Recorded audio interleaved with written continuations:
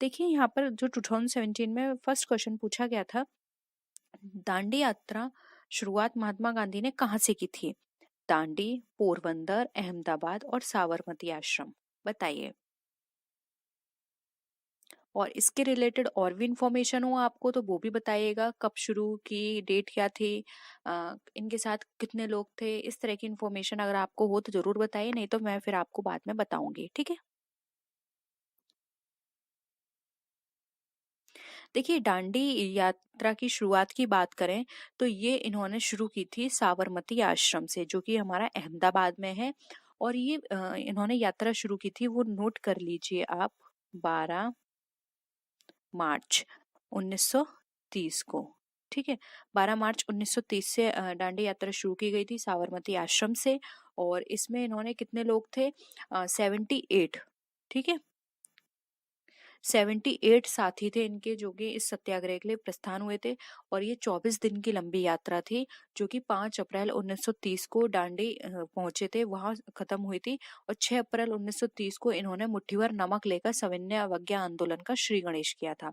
तो ये भी पूछा जा सकता है सविनय अवज्ञा आंदोलन कब से शुरू हुआ, तो वो हुआ था हमारा 1930 में ही। ठीक है। तो यहाँ पे इसका ऑप्शन डी राइट आंसर है। होप यहाँ पर आपने जितनी भी इंफॉर्मेशन मैंने आपको बताई हैं, आपने नोट कर लिए होंगे। ठीक है। नेक्स्ट है, सुप्रसिद्ध वाद आईएनए मुकदमा से जुड़े अधिवक्ता निम्न में से कौन थे? अब सुप्रसिद्ध वाद जो था आईएनए, उससे जुड़ा जो अधिवक्ता थे वो कौन थे? भूला भाई देसाई, आसिफ अली, सुभाष चंद्र बोस या फिर सी राजगोपालचारी। बताइए।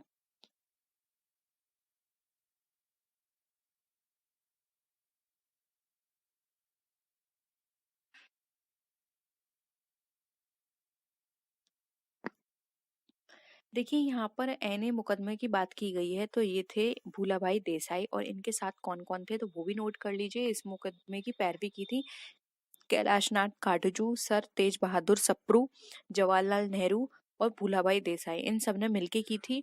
और भूलाभाई देसाई जो थे वो इस अध्यक्षता में वो सॉरी इस वकीलों के जो समूह थी उसकी अध्यक्षता की थी इन्होंने। और ये 1945 में लाल किले में आजाद हिंद फौज के सिपाहियों के प्रसिद्ध मुकदमे की पैरवी करने के लिए किया गया था। तो अब देखिए यहाँ पर ये क्वेश्चन से आपको ये लगेगा कि ये कौन सा मुकदमा है और ये क्यों पूछा गया है। तो ये हमारा आजाद हिंद फौज से जुड़ा हुआ मुकदमा था, जो कि 1945 में लाल किले में अ, के रूप में, मतलब लाल किले में जो आजाद हिंद फौज के सिपाहियों के जो प्रसिद्ध मुकदमा हुआ था उसकी पैरवी के लिए इन्होंने ये काम किया था। और इनका नाम था भूलाभाई देसाई, जो कि मैंने आपको बताया कि इनके साथ 3 लोग और थे, कैलाश नाथ काटजू, नोट कर लीजिए, सर तेज बहादुर सप्रू और जवाहरलाल नेहरू। ठीक है। तो ये था इसका। अब देखिए नेक्स्ट क्वेश्चन, स्वतंत्रता की नवगृहित तिरंगा पहली बार किस कांग्रेस अधिवेशन में फहराया गया था? कलकत्ता अधिवेशन 1920, नागपुर सत्र का वार्षिक अधिवेशन 1920, लाहौर अधिवेशन 1929 और हरिपुरा कांग्रेस अधिवेशन 1938। बताइए। स्वतंत्रता की जो नवगृहित तिरंगा थी पहली बार किस कांग्रेस अधिवेशन में उसको फहराया गया था?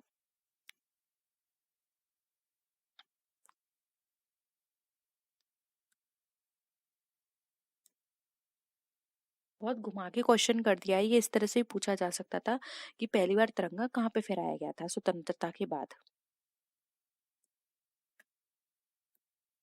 करें। देखिए, अगर हम यहाँ पे तिरंगा फहराने की बात करें तो सबसे पहले फहराया गया था लाहौर अधिवेशन 1929 में। और ये जवाहरलाल नेहरू की अध्यक्षता में ये ऐतिहासिक कार्य हुआ था। इससे जिसमें संबंधित प्रस्ताव पारित होने के बाद जवाहरलाल नेहरू ने पूर्ण स्वराज्य लक्ष्य की घोषणा की थी। और जवाहरलाल नेहरू ने लाहौर में रावी नदी के तट पर भारतीय स्वतंत्रता का झंडा लहराया। और वो झंडा हमारा क्या था? वो था तिरंगा। ठीक है। तो ये यहाँ पे ऑप्शन सी राइट आंसर है। अब देखिए नेक्स्ट क्वेश्चन, मातृ देवी की पूजा किस सभ्यता से संबंधित थी?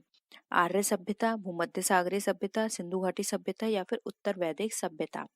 बताइए। मातृ देवी से भी बहुत क्वेश्चन पूछे जाते हैं। और बहुत जल्द अभी हम क्वेश्चंस डिस्कस कर लें, बीच बीच में हम इनसे रिलेटेड जो भी नोट्स हैं वो भी आपके साथ डिस्कस करेंगे। देखिए दोपहर को 12 बजे ठीक है। हम इम्पोर्टेंट क्लासेस रख रहे हैं, उस इम्पोर्टेंट क्लासेस में हम अपने नोट्स भी डिस्कस करेंगे और इसके साथ ही साथ जो भी प्रीवियस पेपर है वो डिस्कस करेंगे। तो आप वो भी जरूर देखिएगा। कल की हमने क्लास में 2017 का ही हिंदी का पेपर डिस्कस किया था, ये जीके का पेपर है। डेली 12 बजे एक स्पेशल क्लास हुआ करेगी, ठीक है। तो उसमें हम ये सारी चीज़ें डिस्कस करेंगे और जो पहले की क्लासेस हमारी इवनिंग में चलती हैं वो उसी तरह से चलती रहेंगी, ठीक है। जैसे कि 7:30 बजे हमारी कॉमर्स की क्लास होती है, 9 बजे इंग्लिश और जीके, ये ऑल्टरनेटिव डेट्स पे चलेगा। अब एक दिन जीके होगी और एक दिन इंग्लिश होगी। रीजनिंग का हम अभी टाइम बना लेंगे, वैसे रीजनिंग का हमारा कोर्स काफ़ी हो चुका है, लेकिन फिर भी रीजनिंग के लिए भी मैं आपको टाइम बता दूंगी कि रीजनिंग की क्लास कब से चलेगी, ठीक है। तो आप टाइमली देख लीजिएगा सारी क्लासेस और अपनी प्रैक्टिस बना के रखिए, क्योंकि आपका 19 मई को पेपर है। हो गया आंसर इसका। देखिए अगर हम यहाँ माता देवी की पूजा किस सभ्यता से संबंधित है इसकी बात करें, आर्य सभ्यता हो गई, भूमध्य सागरीय सभ्यता, सिंधु घाटी सभ्यता, तो देखिए ये इसका जो राइट आंसर हो जाएगा वो होगा जो हड़प्पा सभ्यता में ऐसे प्रचुर साक्ष्य मिले हैं जिसके आधार पर ये कहा जा सकता है कि माता देवी की उपासना वहाँ व्यापक रूप से प्रचलित थी, यानी कि हड़प्पा से, ठीक है। तो इसके अकॉर्डिंग देखिए यहाँ पर इसका जो राइट आंसर होगा वो क्या होगा। अब आप हड़प्पा मैंने आपको बोल दिया, उसके अकॉर्डिंग भी आप यहाँ पे बता सकते हैं। तो हड़प्पा किससे संबंधित है, सिंधु घाटी सभ्यता से संबंधित है, तो ऑप्शन सी यहाँ पे हमारा क्या हो जाएगा, राइट आंसर हो जाएगा। सिंधु घाटी सभ्यता में मृण मूर्तियों, मुद्राओं आदि पर आकृतियां, इनसे चित्र उभरे मिलते हैं जिसमें नारी उपासना के प्रचलन के साक्ष्य भी मिलते हैं, ठीक है। अब है किस बौद्ध संत के प्रभाव में अशोक ने बौद्ध धर्म को ग्रहण किया, यानी कि किसके प्रभाव में आकर अशोक ने बौद्ध धर्म को अपनाया था। विष्णुगुप्त, उपगुप्त, ब्रह्मगुप्त या फिर बृहद्रथ, बताइए।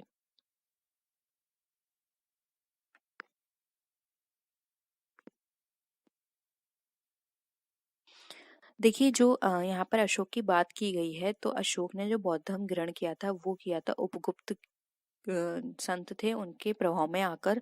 और अगर हम यहाँ पर बात करें तो सिंगली अनुश्रुतियों, दीपवंश एवं महावंश के अनुसार ये कहा गया है कि अशोक को उनके शासन के चौथे वर्ष में निग्रोध नामक भिक्षु ने बौद्ध धर्म में दीक्षित किया। तत्पश्चात मुगली लुप्तिस प्रभाव से वह पूर्ण रूप से बौद्ध बन गया, यानी कि अलग अलग बातें हैं, कहीं कुछ कहा गया है कहीं कुछ कहा गया है। लेकिन अगर हम ऑप्शंस के अकॉर्डिंग बात करें तो उपगुप्त है। और अगर ऑप्शंस में ये भी दिया जाता है कि निग्रोध, कौन सा, निग्रोध, ठीक है।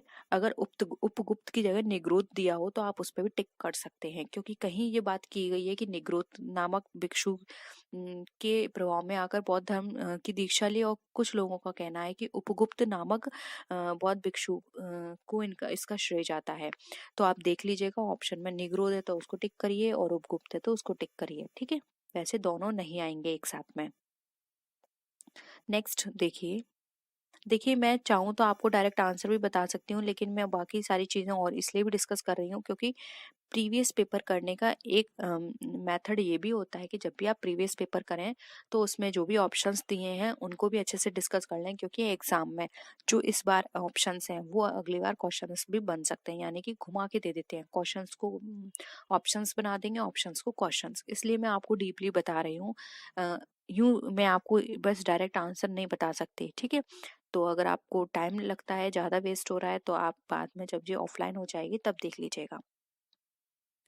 नेक्स्ट है, राजस्थान के माउंट आबू में स्थित दिलवाड़ा का जैन मंदिर किस धर्म के अनुयायियों के द्वारा निर्मित किया गया था, बौद्धों द्वारा, जैनियों द्वारा, हिंदुओं द्वारा या फिर सिखों द्वारा, बताइए।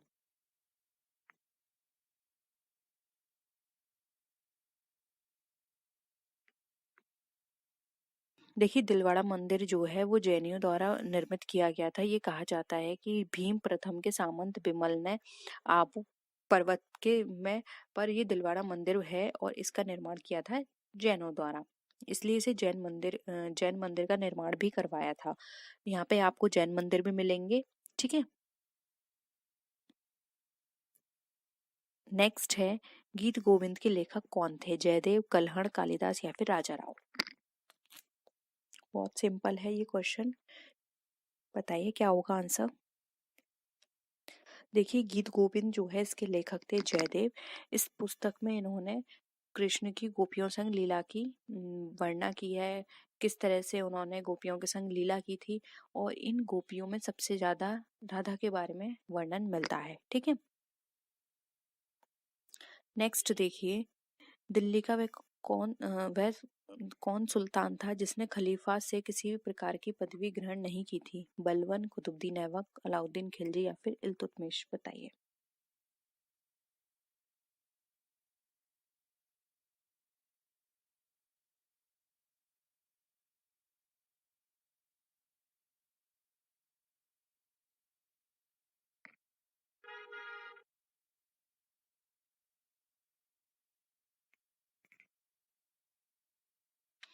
देखिए, यहाँ पर बात करें खलीफा से किस प्रकार की पदवी ग्रहण नहीं की, तो वो थे यहाँ पर अलाउद्दीन खिलजी।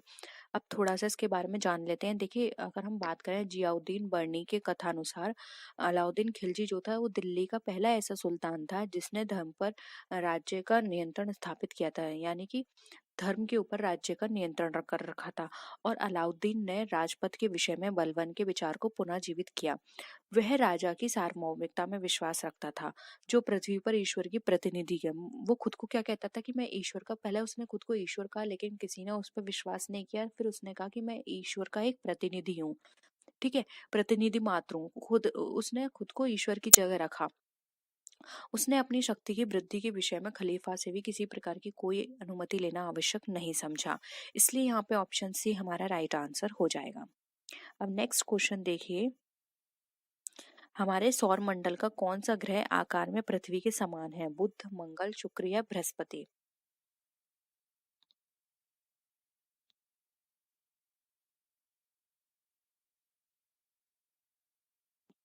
देखिए, यहाँ पर बात करें तो शुक्र इसका राइट आंसर हो जाएगा। शुक्र सबसे निकटतम ग्रह है पृथ्वी के, और इसे पृथ्वी का भगिनी ग्रह भी कहा जाता है।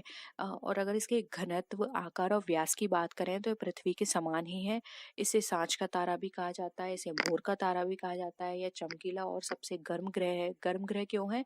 क्योंकि ये यहाँ पर ये सूर्य के पास भी है और इसका कोई उपग्रह भी नहीं है। तो ये कुछ चीजें याद कर लीजिए। भोर का तारा एग्जाम में बहुत पूछा जाता है, सांझ का तारा पूछा जाता है। तो ये सारे कौन है? शुक्र ग्रह हैं। ठीक है, फिर है निम्न में से किस ग्रह के अपने उपग्रह नहीं है? मंगल, नेपच्यून, बुध या प्लूटो? किसका अपना उपग्रह नहीं है? बताइए।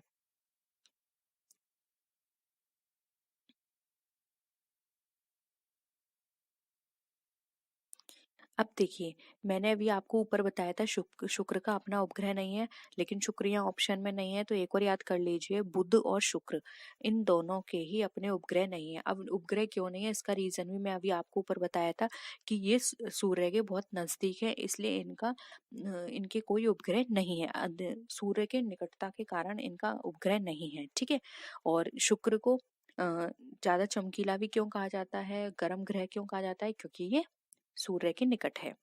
नेक्स्ट है, वायुमंडलीय दशा के अध्ययन को क्या कहा जाता है? एस्ट्रोलॉजी, मेट्रोलॉजी, सिस्मोलॉजी या फिर एस्ट्रोनॉमी? बताइए।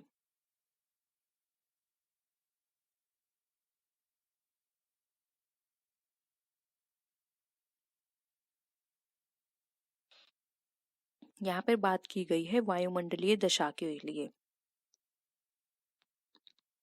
देखिए, यहाँ पर जो इसका राइट आंसर होगा वो होगा यहाँ पे ऑप्शन नंबर बी, मेट्रोलॉजी। और भी देख लेते हैं, एस्ट्रोलॉजी नोट कर लीजिए, एग्जाम में सिस्मोलॉजी तो बहुत पूछा जाता है। हो सकता है कि नीचे भी पूछा हो, सॉरी, नीचे नहीं पूछा हो, मुझे अभी थोड़ा कंफ्यूजन था। हाँ, सिस्मोलॉजी जो है वो आपका 2020 में आया था। ठीक है, तो ऑप्शंस भी पूछ ले जाते हैं, तो कोई भी ऑप्शन स्किप मत करिए, एस्ट्रोलॉजी लिख लीजिए। एस्ट्रोलॉजी जो होती है वो ब्रह्मांड में जितनी भी वस्तु हैं उनकी गतिविधियों का अध्ययन करने के लिए होती है एस्ट्रोलॉजी।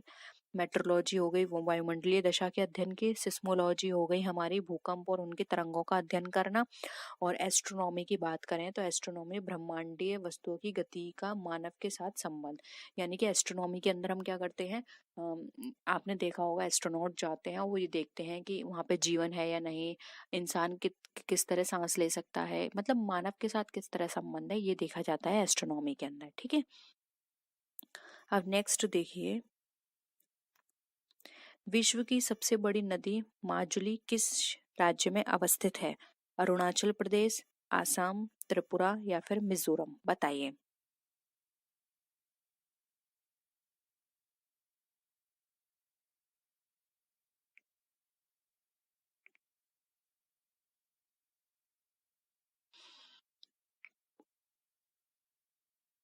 देखिए, इसका जो राइट आंसर है वो है ऑप्शन बी, आसाम। अब थोड़ा सा इसके बारे में जान लेते हैं। माजुली विश्व की सबसे बड़ी नदी द्वीप है।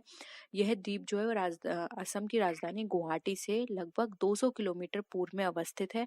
और यह द्वीप जो है वो ब्रह्मपुत्र एवं उसकी सहायक नदियों के निक्षेपण से बना है। ठीक है, तो ये भी पूछा जा सकता है इस बार कि माजुली द्वीप कैसे बना है। तो ये ब्रह्मपुत्र और उसकी सहायक नदियों के निक्षेपण से बना है। और ये आसाम के जो राजधानी गुवाहाटी है उससे 200 किलोमीटर पूर्व में स्थित है। ठीक है।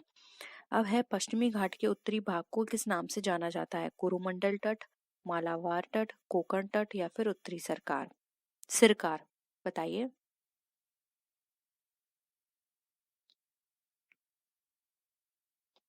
देखिए, इसका जो राइट आंसर है वो है ऑप्शन सी, कोकण तट।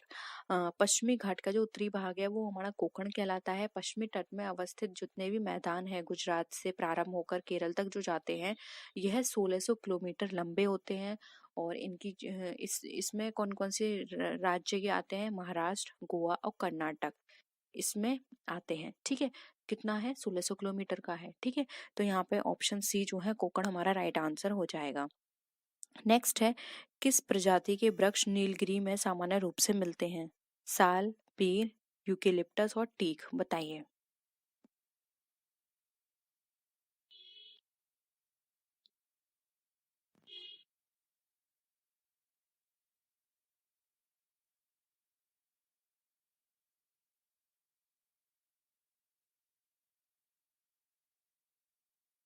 क्या पाए जाते हैं नीलगिरी में सामान्य रूप से?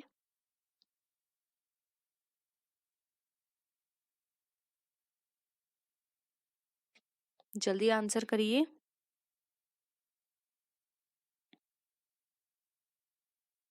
देखिए, इसका जो राइट आंसर है वो है ऑप्शन सी, यूकेलिप्टस। ठीक है। अब यहाँ पर अगर हम बात करें तो नीलगिरी में प्राकृतिक घास, भूमि, झाड़ियाँ ये बहुत मिलती हैं। इसके अलावा यहाँ पे शोला वन बहुतायत पाए जाते हैं, लेकिन इनका जो ह्रास होता है गहन कृषि और बहुत से यातायात के साधनों द्वारा हुआ है, यानी कि अभी कम हो गए हैं। और यहाँ के वनों के ह्रास में सबसे ज्यादा क्या है वो है वाणिज्यिक रोपण, और यूकेलिप्टस जैसे वनों की भूमि का अहम है। यानी कि इनके कारण यूकेलिप्टस हो गया, वाणिज्यिक यानी कि इंडस्ट्रियलाइजेशन के कारण भी यहाँ पर इनकी कमी हो गई है। तो सबसे ज्यादा क्या पाए जाते हैं? यूकेलिप्टस। अब देखिए, यहाँ पर आपको सही युग्म चुनना है। चंबल, नर्मदा, सोन, यमुना और मानस, ब्रह्मपुत्र। बताइए किसकी क्या क्या सहायक नदी हैं? कौन सा सही युग्म है? केवल तीन, एक दो, दो तीन या ये सभी?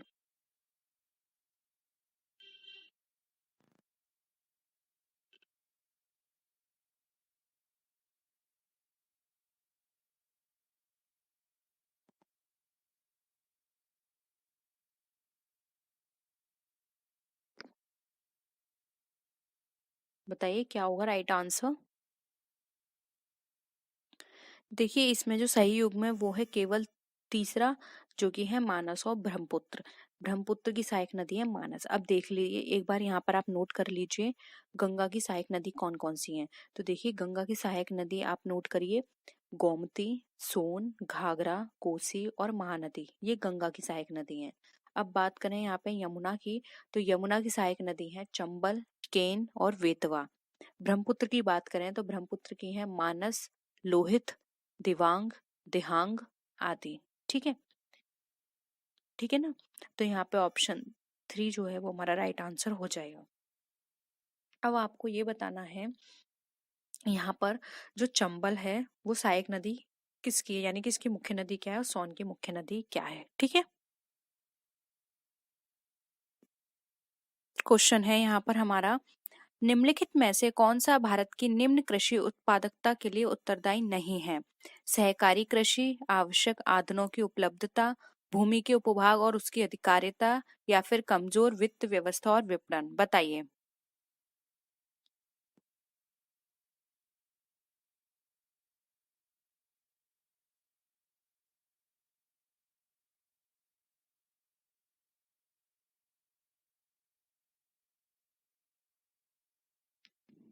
क्या होगा आपके अकॉर्डिंग इसका आंसर?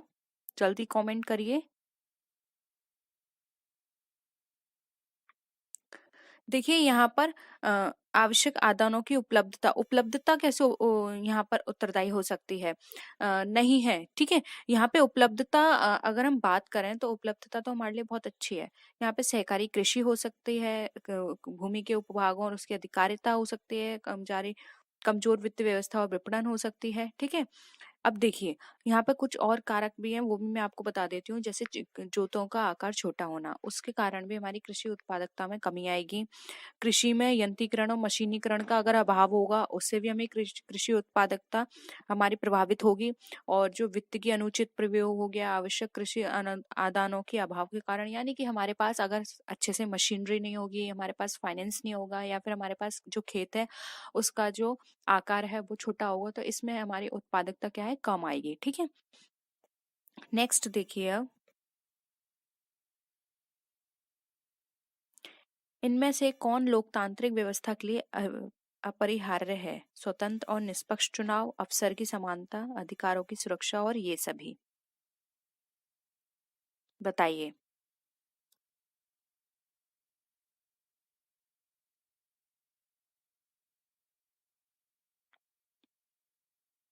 देखिए यहाँ पर लोकतांत्रिक व्यवस्था के अपरिहार्य की बात करें तो स्वतंत्र और निष्पक्ष चुनाव, अवसर की समानता और अधिकारों की सुरक्षा, ये सभी ही करेक्ट है यहाँ पर।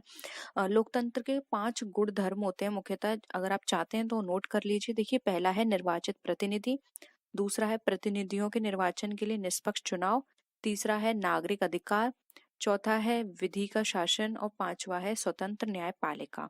ये 5 हमारे गुण धर्म है लोकतंत्र के, जिसके बेस पर हमारा पूरा लोकतांत्रिक व्यवस्था हमारी टिकी हुई है, ठीक है।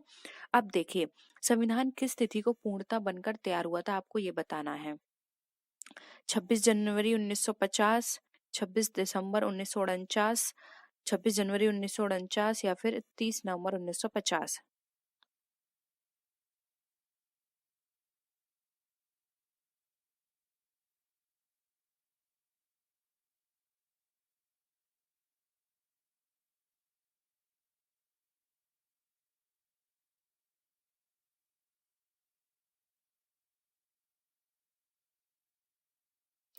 देखिए यहाँ पर अगर हम बात करें तो 29 अगस्त 1947 को संविधान सभा द्वारा हमारा एक प्रारूप समिति का गठन किया गया था, जिसका कार्य था संविधान का प्रारूप तैयार करना।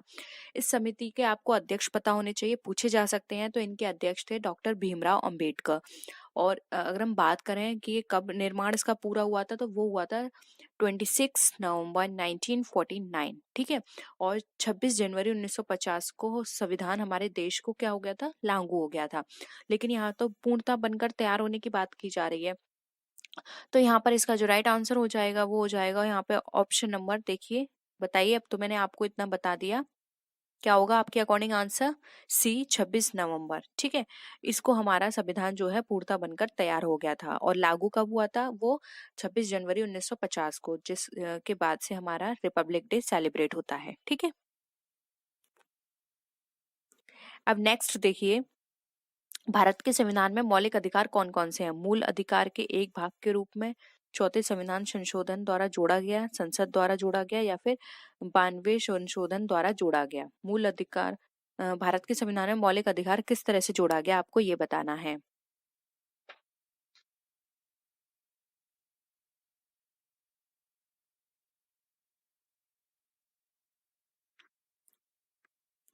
देखिए यहाँ पर राइट आंसर हो जाएगा ए, अधिकार से रिलेटेड। बहुत ही इंपॉर्टेंट है ये आपके लिए टॉपिक, क्योंकि अधिकार से रिलेटेड और जो आपके दायित्व हैं इनसे रिलेटेड एग्जाम में बहुत पूछा जाता है, तो आपको पता होने चाहिए। आपके ह्यूमन राइट्स, आपकी ह्यूमन ड्यूटीज, ये सब आप फंडामेंटल ड्यूटीज भी बोलते हैं इनको, फंडामेंटल राइट भी बोलते हैं, बहुत पूछे जाते हैं। देखिए, मौलिक अधिकार जो है संविधान के प्रारंभ से ही इसका अंग था। ऐसा इसलिए क्योंकि नागरिकों के लिए ये मूलभूत अधिकार था, जिसके द्वारा इनके जो व्यक्तित्व का विकास होता था और इनकी गरिमा की जो अक्षुण्ण होता था वो उसको रखा जा सके, यानी कि एक तरह से इनको अम, बिल्कुल स्वतंत्रता पूर्वक इनको जीने का अधिकार मिले, इनको पढ़ने का अधिकार मिले, इनका शोषण ना हो, इसलिए ये सब चीजें इनको प्रोवाइड की गई थी, ठीक है। अब नेक्स्ट है, भारतीय संविधान के किस अनुच्छेद द्वारा ये शर्त लगाई गई कि राज्य की नीति निर्देशक सिद्धांत किसी न्यायालय द्वारा लागू या वाद योग्य नहीं होंगे। अनुच्छेद 31 में, 38 में, 37 में या फिर 39 में।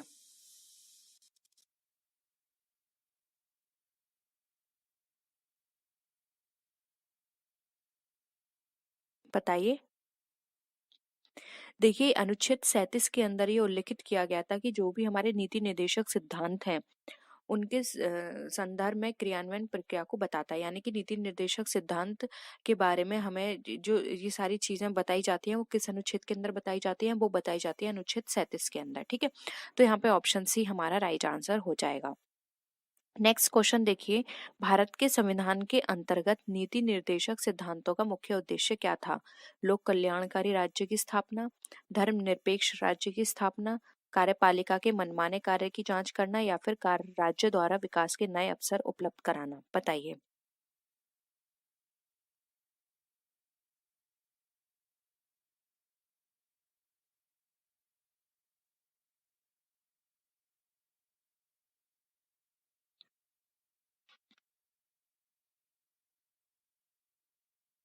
देखिए, नीति निर्देशक सिद्धांतों की बात करें तो इसका जो मुख्य उद्देश्य था वो था लोक कल्याणकारी राज्य की स्थापना कराना। इसलिए यहाँ पे ऑप्शन ए हमारा राइट आंसर है। नेक्स्ट आइए, सांख्य दर्शन के यहाँ पे प्रवर्तक पूछे गए हैं कि सांख्य दर्शक के प्रवर्तक कौन है? कपिल, गौतम, चावक या फिर जैमिनी। बताइए।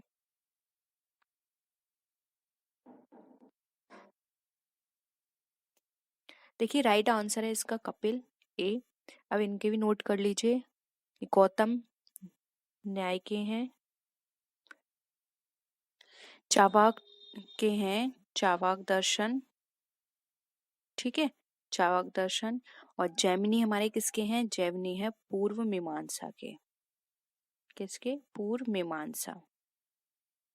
ठीक है, तो सांख्य दर्शन के हैं कपिल, न्याय दर्शन के हैं गौतम, चावाक दर्शन के हैं चावाक और पूर्व मीमांसा के हैं जैमिनी। ठीक है, अब नेक्स्ट है सामूहिक उपभोग का अर्थ क्या है? घरेलू खपत, व्यक्तिगत खपत, स्व खपत या फिर देश के नागरिकों द्वारा की गई खपत। बताइए।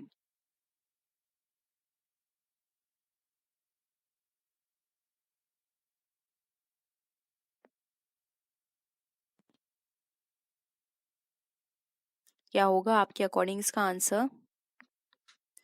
देखिए, सामूहिक उपभोग का हम अर्थ यहाँ पर ज्ञात करें तो वो हो जाएगा हमारा घरेलू खपत से। सामूहिक खपत का मतलब होता है जो किसी समूह द्वारा की जाती है। व्यक्तिगत किसी व्यक्ति परिवार में एक समूह है, उसमें निवास करते हैं लोग और उसके परिवार के जो भी सदस्य हैं उनकी निर्भरता व्यक्ति के ऊपर होती है। और सामूहिक खपत से तात्पर्य घरेलू खपत से भी हम बोल सकते हैं, जो कि अभी मैंने आपको बताया, जिसे व्यक्ति परिवार के साथ मिलकर खर्च किया जाता है। ठीक है, तो ये घरेलू खपत कहलाता है, तो ऑप्शन ए यहाँ पे हमारा राइट आंसर है। नेक्स्ट क्वेश्चन देखिए, निम्नलिखित में से किस वस्तु की मांग लोचदार है? विद्युत, औषधि, चावल, दिया सलाई की डिबिया। बताइए।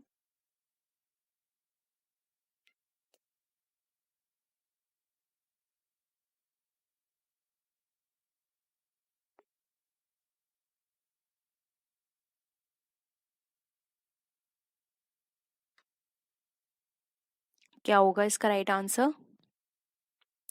देखिए, लोचदार की बात करें तो वो हो जाएगी हमारी चावल, क्योंकि चावल हम कम मात्रा में भी खरीद सकते हैं, महंगा होगा, और अगर सस्ता होगा तो ज्यादा मात्रा में भी खरीद सकते हैं। लेकिन विद्युत, औषधि और दिया सलाई एक ऐसी चीज है जिसको अगर हाई प्राइस भी होगा तब भी हम उसको ज्यादा नहीं खरीदेंगे, और अगर लो प्राइस होगा तब भी हम उसको कम नहीं खरीदेंगे।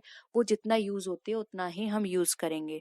ठीक है, तो यहाँ पर मांग लोचदार किसकी है? चावल की है, जबकि विद्युत, औषधि और दिया सलाई की डिबिया ये बेलोचदार हैं, क्योंकि इनके प्राइस में कितना भी फ्लक्चुएशन आए, जितना हम यूज करते हैं उतना ही हम यूज करेंगे। लेकिन यहाँ हम कम या ज्यादा नहीं कर सकते। जबकि हम चावल की बात करें तो चावल यहाँ पर हम इसको कम या ज़्यादा कर सकते हैं। अगर बहुत महँगा हो गया तो हम ये भी हो सकता है कि हम इसको यूज़ ही करना बंद कर दें। देखिए यहाँ पर आपको कन्फ्यूज़न होगा विद्युत में और चावल में। विद्युत भी ऐसा होता है जब महँगी होती है तो हम उसको कम यूज़ करते हैं।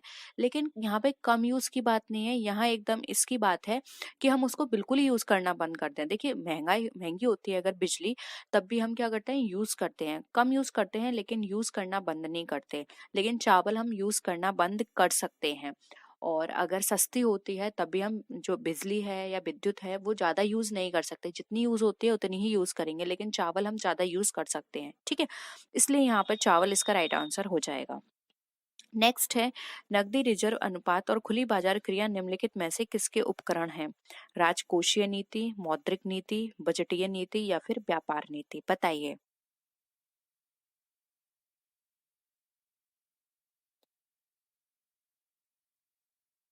देखिए नकदी रिजर्व अनुपात में इसको इंग्लिश में बता देती हूँ। कैश रिजर्व रेशो हो गया, खुली बाजार हो गया, ओपन मार्केट। ये सब हमारे किससे रिलेटेड होते हैं? तो ये होते हैं हमारे मौद्रिक नीति यानी कि मॉनेटरी पॉलिसी से रिलेटेड होते हैं। ये उसी के ही एक तरह से हम टूल बोल सकते हैं। इनके टूल हैं। इनका प्रयोग कौन करता है? इनका यूज जो करता है वो है हमारा सेंट्रल बैंक यानी कि आरबीआई, ठीक है। निम्नलिखित में से क्या वैकल्पिक मुद्रा एक उदाहरण है? करेंसी नोट, सिक्के, चेक या बॉन्ड? बताइए इसमें से क्या हमारी वैकल्पिक मुद्रा का उदाहरण है? बताइए।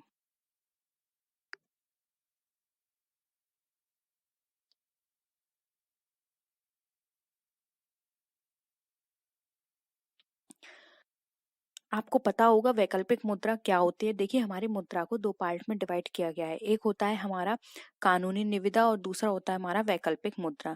कानूनी निविदा वो होता है जो कानून द्वारा स्वीकृत है यानी कि वो हमें लेने ही है। वैकल्पिक मुद्रा वो होती है जिसके लिए हम लीगली बाउंड नहीं है। अगर हम चाहें तो वो हम उसको स्वीकार करेंगे यानी एक्सेप्ट करेंगे, और अगर हम नहीं चाहते कि उसमें हम पेमेंट लें तो हम उसको, जरूरी नहीं है कि हम उसको एज अ अपनी मर्जी के खिलाफ उसको एक्सेप्ट करें, ठीक है। तो वैकल्पिक मुद्रा है। अब देखिए यहाँ पर करेंसी दे रखा है, सिक्के दे रखे हैं, बॉन्ड दे रखे हैं, चेक दे रखे हैं। तो देखिए इसका जो राइट आंसर हो जाएगा वो हो जाएगा सी, चेक। चेक हमारा वैकल्पिक मुद्रा है। जरूरी नहीं है कि हम चेक में एक्सेप्ट करें, लेकिन करेंसी नोट, सिक्के यहाँ पर एक्सेप्ट करना जरूरी होता है। सिक्के के लिए भी एक लिमिट है, उस लिमिट तक आपको एक्सेप्ट करना ही होगा, ठीक है। नेक्स्ट है, गोल्डन हैंडशेक स्कीम का संबंध है विदेशी कंपनियों को बुलाने से, लोक उद्यमों में निजी निवेश से, संयुक्त उद्यमों की स्थापना से या फिर स्वैच्छिक सेवानिवृत्त से? बताइए।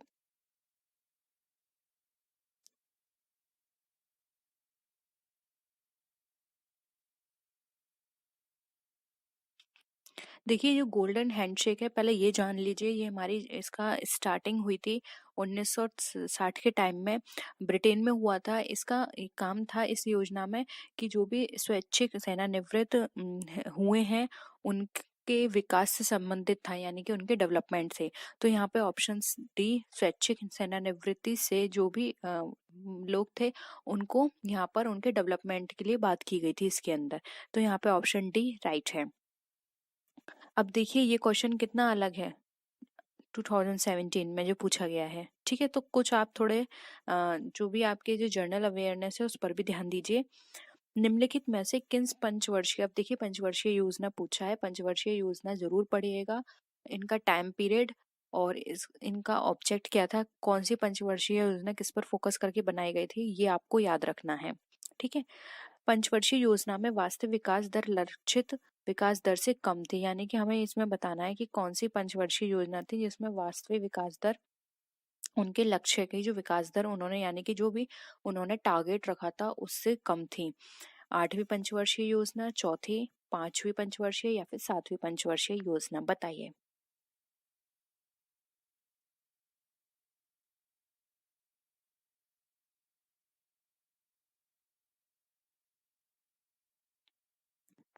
देखिए यहाँ पे कम की बात की गई है तो यहाँ पे जो ऑप्शन होगा बी वो राइट आंसर हो जाए, चौथी पंचवर्षीय योजना, क्योंकि इसमें लक्ष्य रखा गया था 5.7 का और इन्होंने अचीव कितना किया था, मात्र 3.3%, जो कि बहुत कम है। वहीं अगर देखिए यहाँ पर हम बात करें पांचवी पंचवर्षीय योजना, सातवीं पंचवर्षीय योजना, तो देखिए पांचवी पंचवर्षीय योजना का क्या था, 4.4 था, जबकि 4.8 इन्होंने अचीव किया। सातवीं पंचवर्षीय योजना की बात करें तो 5 यहाँ पर इन्होंने टारगेट किया था, लेकिन 6 अचीव किया। और यहाँ पर नेक्स्ट जो है सातवीं, उसकी बात करें तो सातवीं को भी इन्होंने टारगेट किया था 5.6 और अचीव किया था 6.8। ठीक है, तो यहाँ पर सब इन्होंने ज़्यादा अचीव किया, लेकिन फोर्थ में क्या था, अचीव इन्होंने टारगेट रखा था 5.7% का, लेकिन अचीव किया सिर्फ 3.3%। इसलिए कम जो था वो था हमारा चौथी पंचवर्षीय योजना का। ठीक है, इन जो भी मैंने वैल्यूज आपको बताई थी नोट कर लीजिए अपनी नोटबुक में। नेक्स्ट है, निम्नलिखित में से क्या मात्रात्मक साख नियंत्रण की एक विधि नहीं है? बैंक दर, नगद प्रारक्षित अनुपात, वैधानिक तरलता अनुपात, या फिर बचत खातों पर ब्याज दर में बढ़ोतरी? बताइए।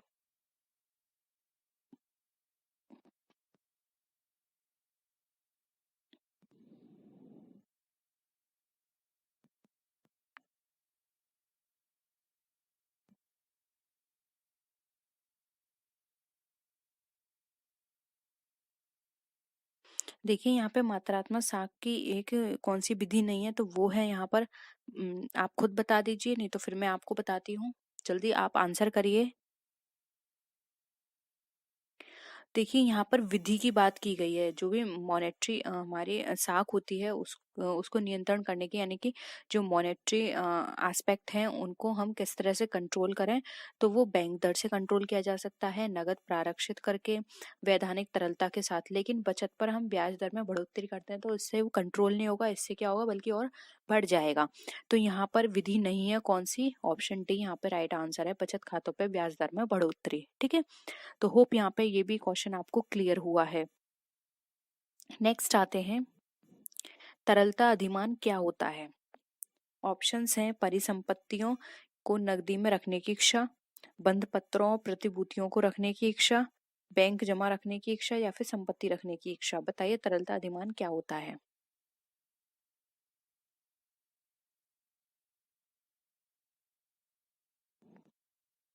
बहुत ही सिंपल है, ये भी जल्दी से आंसर करिए।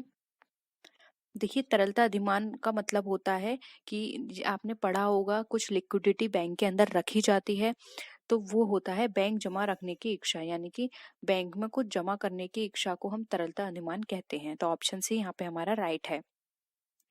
नेक्स्ट क्वेश्चन है, प्रति सेकंड एक खरब गणना करने की क्षमता से युक्त परम 10,000 कंप्यूटर का निर्माण किसने किया था? देखिए इतना घुमा फिरा के दे दिया, सीधे सीधे ये है कि परम 10,000 किसने बनाया? एसर, आईबीएम, सीडेक, या फिर इंटेल? बताइए।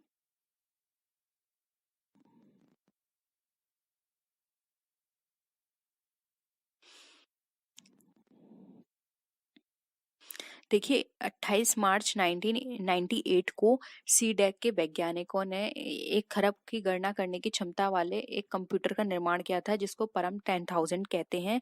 और इसका विकास का जो मुख्य श्रेय जाता है, आप इनके निदेशक पढ़ लीजिए, उस समय उनके निदेशक कौन थे, तो वो थे डॉक्टर विजय पी भास्कर, उनको जाता है पूरा श्रेय।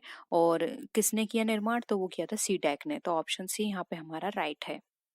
नेक्स्ट आइए, अब यहाँ पर आपको बताना है डीटीपी को विस्तार करें, यानी कि विस्तार करें का मतलब है इनकी फुल फॉर्म बतानी है। तो बताइए डीटीपी की फुल फॉर्म क्या है? डेस्कटॉप पब्लिशिंग, डेलीटॉप पब्लिशिंग, डिस्कटॉप पब्लिशिंग, या फिर डेवलपमेंट ऑफ पब्लिशिंग? बताइए। आपने बहुत बार ये सुना होगा डीटीपी। देखिए इसका जो राइट आंसर है या इसकी जो फुल फॉर्म है वो है डेस्कटॉप पब्लिशिंग।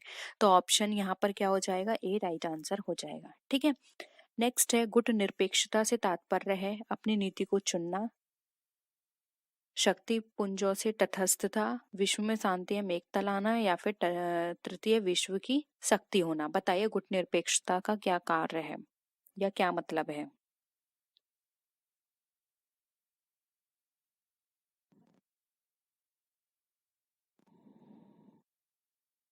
देखिए गुट निरपेक्षता की बात करें तो इसका तात्पर्य है जो भी शक्ति पुंज हैं उनमें तटस्थ लाना, यानी दो देशों के बीच में जो भी शक्ति पुंज हैं उनमें उन अलग रहने की नीति का एक उदाहरण है गुट निरपेक्ष आंदोलन। और इसके पहले सम्मेलन की बात करें तो इसका जो पहला सम्मेलन हुआ था वो हुआ था हमारा बेलग्रेड में। ठीक है, तो ऑप्शन बी यहाँ पे हमारा राइट है। नेक्स्ट है, और ये बहुत ही इंपॉर्टेंट क्वेश्चन है, ये हर बार पूछा जाता है। भारत राष्ट्र संघ का सदस्य कब बना? 1945, 47, 50 या 54 में? बताइए।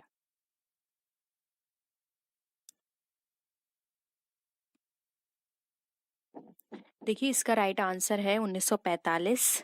भारत जो है राष्ट्र संघ के संस्थापक सदस्य देशों से था, और भारत वर्ष 1945 में इसका राष्ट्र संघ बना था। और इसके 2 साल बाद, जबकि इसके 2 साल बाद 1947 में भारत आजाद हुआ था। यानी कि आप ऐसे याद रखिए, अपनी आजादी से 2 साल पहले इसका सदस्य बन चुका था। ठीक है। और इस या फिर ऐसे ये भी याद कर सकते हैं कि ये 45 में हुआ था और इसके 2 साल बाद हमारा देश आजाद हो गया था। ठीक है। नेक्स्ट देखिए, संयुक्त राष्ट्र संघ की महासभा के अनुसार किस तिथि को अंतर्राष्ट्रीय शांति दिवस मनाया जाता है? 1 सितंबर, 14 सितंबर, 21 सितंबर या फिर 30 सितंबर? याद रखिएगा, यहाँ पे अंतर्राष्ट्रीय शांति दिवस पूछा गया है।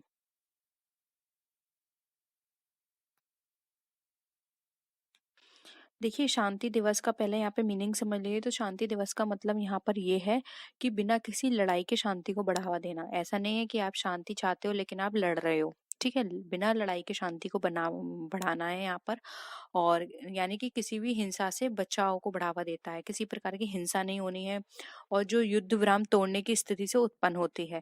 ठीक है। तो यहाँ पर एक तरह से ये है कि शांति हमें रखनी है बिना किसी लड़ाई के, और इसको मनाया जाता है 21 सितंबर को। तो ऑप्शन सी यहाँ पे हमारा राइट है। नेक्स्ट है, विश्व व्यापार संगठन का मुख्य उद्देश्य क्या है? विश्व व्यापार के लिए सद्भावनापूर्ण बाजार बनाना, विश्व व्यापार को बढ़ावा, विश्व व्यापार की मात्रा में वृद्धि करना और प्रतिबंधों की समाप्ति, या फिर विश्व व्यापार के लिए केंद्र स्थापित करना? बताइए।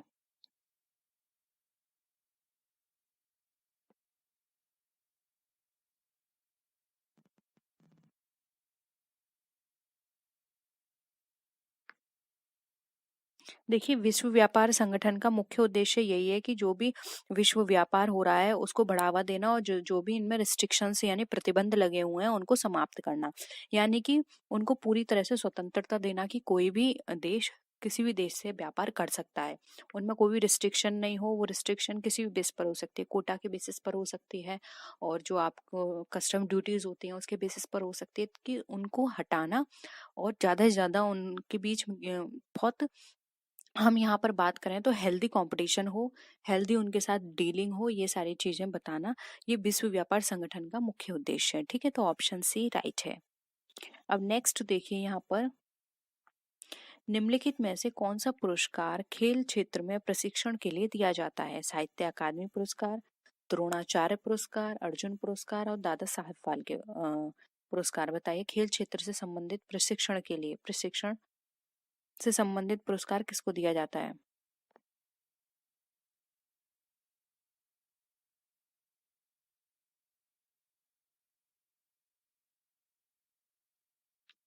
देखिए, प्रशिक्षण के लिए दिया जा रहा है, तो प्रशिक्षण कौन देता है? टीचर यानी कि गुरु। तो ये दिया जाता है द्रोणाचार्य पुरस्कार। और इसके अंदर धनराशि भी है, वो है 3 लाख। और द्रोणाचार्य की एक कांस्य की मूर्ति ये दी जाती है, यानी 3 लाख रुपए और द्रोणाचार्य जी की कांस्य की एक मूर्ति दी जाती है। और ये किसको दिया जाता है? जो भी गुरु टीचर है उसको दिया जाता है। और अगर किसी भी खेल में उसके शिष्य को, या फिर जिसने खेला है उसको अगर पुरस्कार देने की बात आती है, तो वहाँ पे सर्वश्रेष्ठ पुरस्कार है अर्जुन पुरस्कार। ठीक है। यानी कि शिष्य को दिया जाएगा तो अर्जुन पुरस्कार, और गुरु को दिया जाएगा तो द्रोणाचार्य। और ये दोनों ही खेल के क्षेत्र में सबसे सर्वोच्च, हम बात कर सकते हैं, सबसे बड़े पुरस्कार हैं। ठीक है। नेक्स्ट है, अर्थशास्त्र का नोबेल किसके द्वारा दिया जाना आरंभ हुआ? यानी अर्थशास्त्र का जो नोबेल पुरस्कार है वो किसको दिया गया? अल्फ्रेड नोबेल के द्वारा, स्वीडिश सेंट्रल नोबेल कमेटी, या फिर विश्व बैंक? किसके द्वारा ये पुरस्कार देने की शुरुआत की गई? बताइए।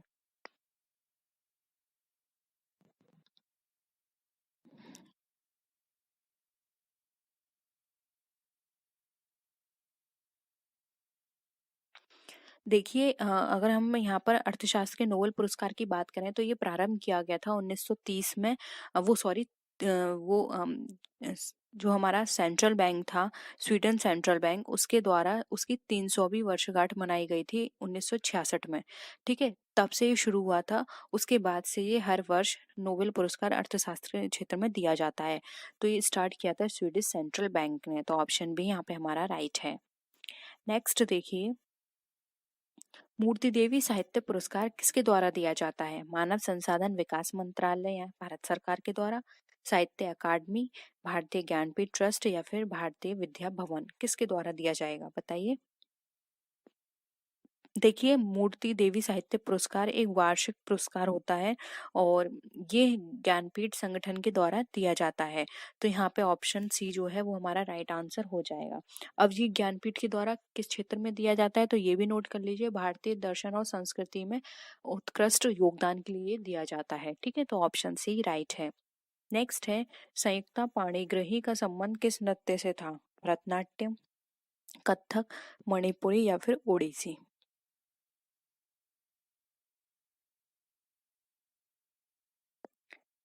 बताइए। देखिए, यहाँ पर संयुक्ता पाणिग्रही की बात करें तो ये एक ओडिसी नर्तकी थी और इनको 1975 में पद्मश्री से सम्मानित भी किया गया था। इनको वर्ष 1976 का संगीत नाटक अकादमी पुरस्कार भी दिया गया था। तो ये भी पूछा जा सकता है एग्जाम में, तो आप नोट कर लीजिए। और ये क्या थी? एक ओडिसी नृत्य थी। तो ऑप्शन डी यहाँ पे ओडिसी ना राइट आंसर हो जाएगा। नेक्स्ट क्वेश्चन है, विश्व के विश्व के 7 प्रमुख सागरों को पार करने वाली प्रथम महिला कौन थी? चांदनी, बूला चौधरी, मृदुला राजीव या फिर प्रिया संभाग? बताइए।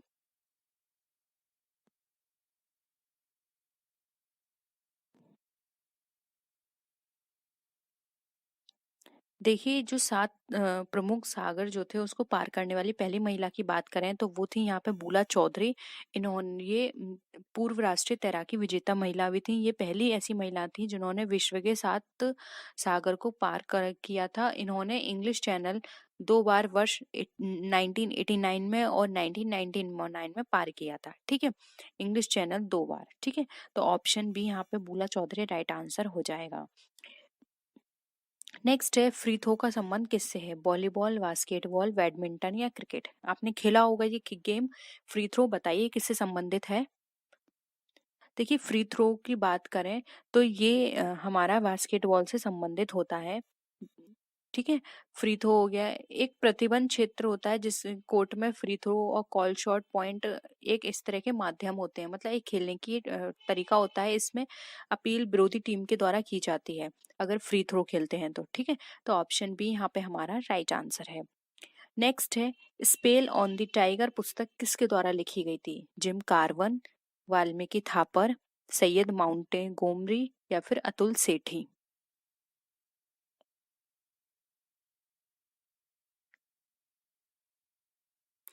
देखिए, स्पेल ऑन द टाइगर की बात करें तो ये पुस्तक लिखी थी सैयद माउंट गोमरी ने। उगते